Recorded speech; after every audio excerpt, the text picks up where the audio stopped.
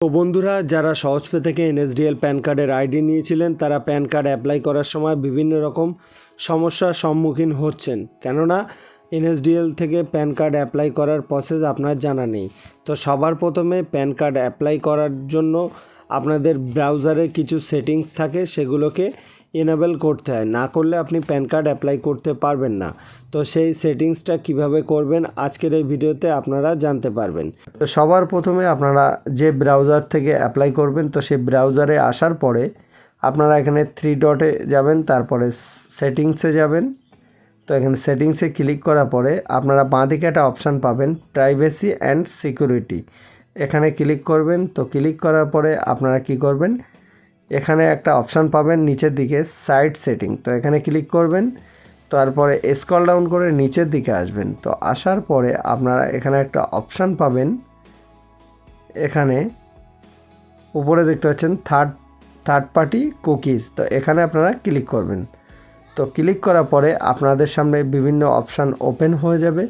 তো আপনারা প্রথমে দেখতে পাচ্ছেন অ্যালাউ থার্ড পার্টি কুকিজ। তো এটাকে আপনাদের অ্যালাউ করে দিতে হবে। তো আপনারা এখানে অ্যালাউতে ক্লিক করবেন, আপনারা ব্যাকে যাবেন।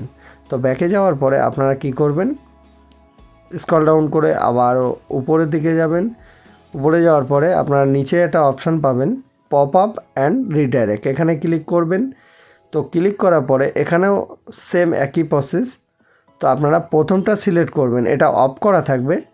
তো এটাকে আপনারা প্রথমটা সিলেক্ট করে দেবেন, site can send pop up and use redirect. তো এখানে ক্লিক করবেন। তো ক্লিক করার পরে আপনারা কি করবেন, উপরে একটা সার্চ বার পাবেন, এখানে আপনারা এগুলোকে কেটে দেবেন। তো এখানে আমি যেভাবে দেখাচ্ছি আপনারা সেইভাবে করবেন। তো এই অবধি থাকবে। তো এখানে আপনারা কি করবেন, সার্চ করবেন ফ্ল্যাগ। তো এখানে আমরা সার্চ করে নিচ্ছি। তো সার্চ করার পরে আপনারা কি করবেন, এখানে উপরে একটা অপশান এসছে। তো আপনারা এখানে সার্চের অপশান, তো এখানে আপনারা সার্চ করবেন লোকাল।